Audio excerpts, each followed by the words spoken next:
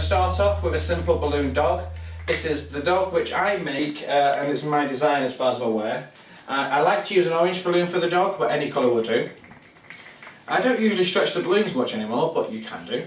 And I'm going to blow up the balloon. You'll find throughout this whole process I'm going to be using a pump for every single balloon that I make, because I cannot blow them up with my mouth. I can make any balloon I want, but I can't blow them up with my mouth, and so I rely on a pump. But that's a benefit, because today I'll be making about 100 different models, and if I was to blow them up with my mouth, I'd be out of breath quite quickly. We're going to tie a knot in the balloon. Now, I suppose we should start from the very beginning as how to tie a knot in the balloon. I've actually filled up the balloon with about 1.5 inches of nozzle left at the end uninflated. That's important because that's the air, the space which we're going to need when we do the twists. In order to prevent it from popping, I'm going to release a little bit of air. And what that does is it takes out the tension so that it's less likely to pop. Only a second worth, half a second, but you can feel it when the tension is at a more manageable state. To tie a knot, can you zoom in as much as possible on this one? And all I'm going to do is I pinch the end of the balloon so it can't, no air can get out. My thumb goes over the mouth and comes around so that the 2 points are connected.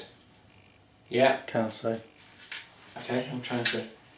I know it's not the easiest thing to see, but I know it's really kind of useful information to have. So I've wrapped it around my thumb. Okay. Yeah.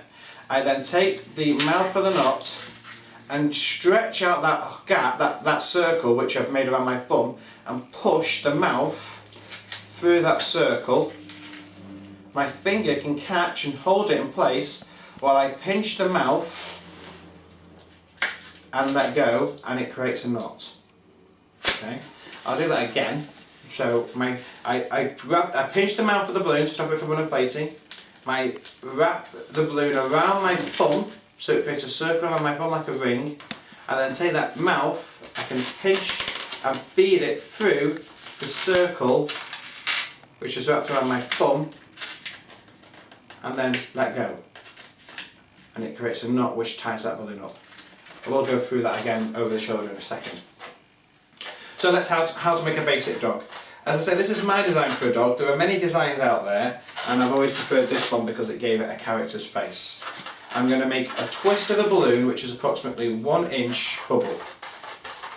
I turn it at least 3 times.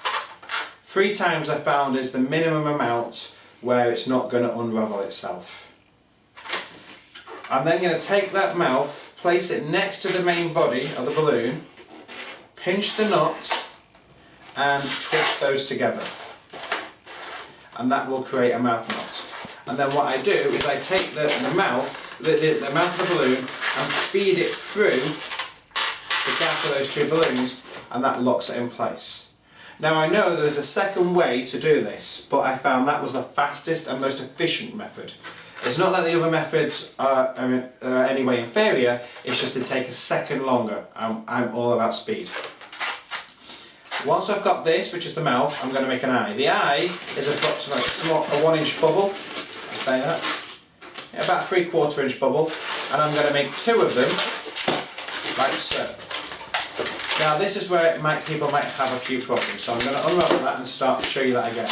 Once I've got there, I've twisted this 1 inch bubble. Now, if you're a beginner looking at this balloon, looking at this DVD for the first time, you're probably going to be really worried about twisting a balloon. You're going to think, you're just going to be skeptical, and it's going to be the main thing about that is confidence. Just go in there and do it.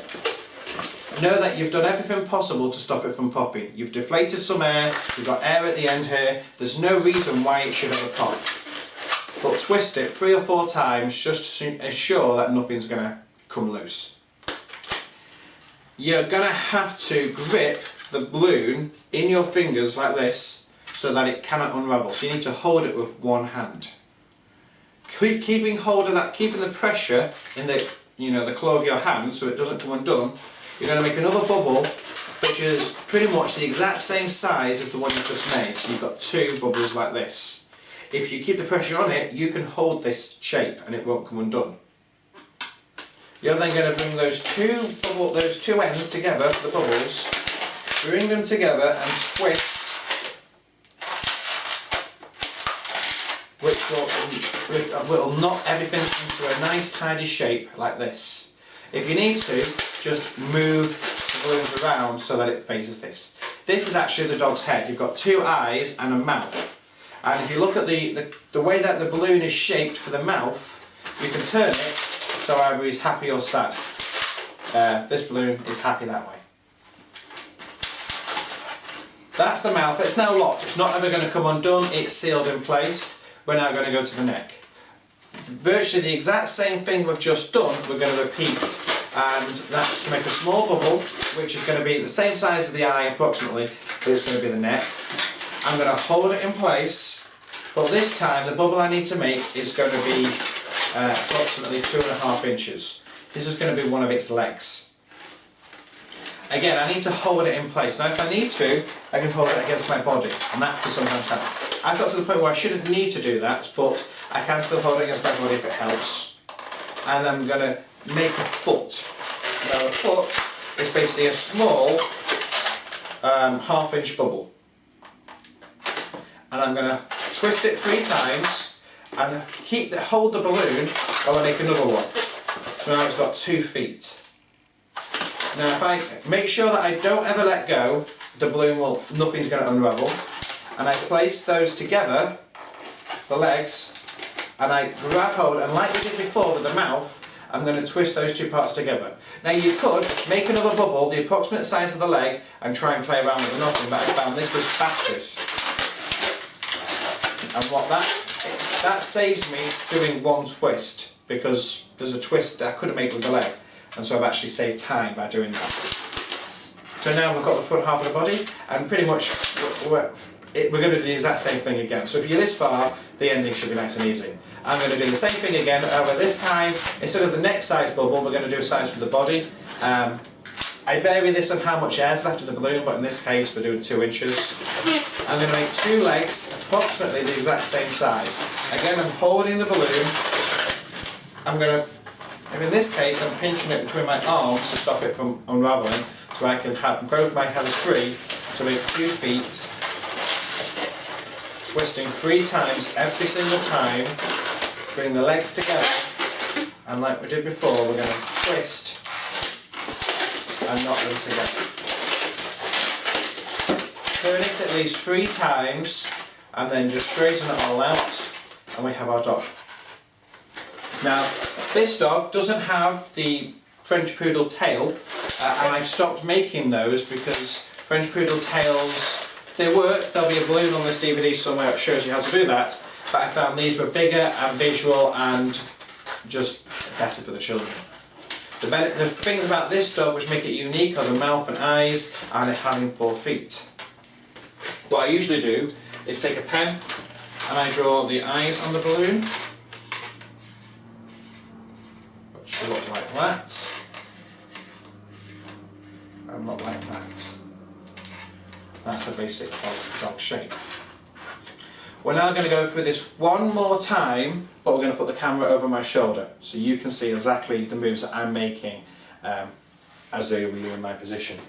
So shall we drag the camera, I will come to here, and you can tell me if you point the camera downwards how that works.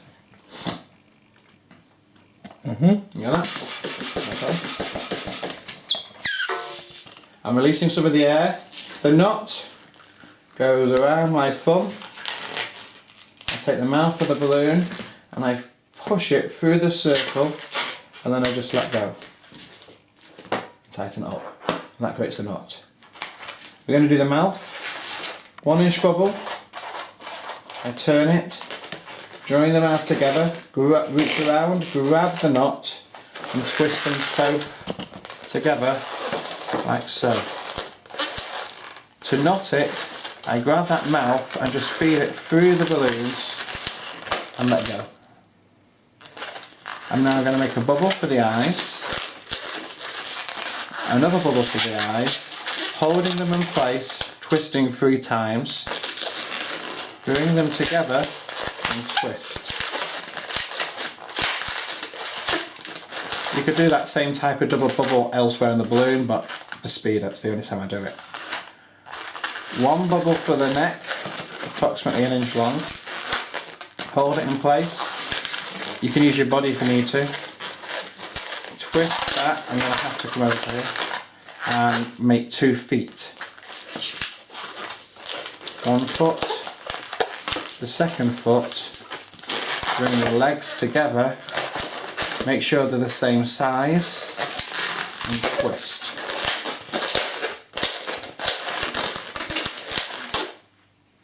From there, you're going to make the body, approximately 2 inches.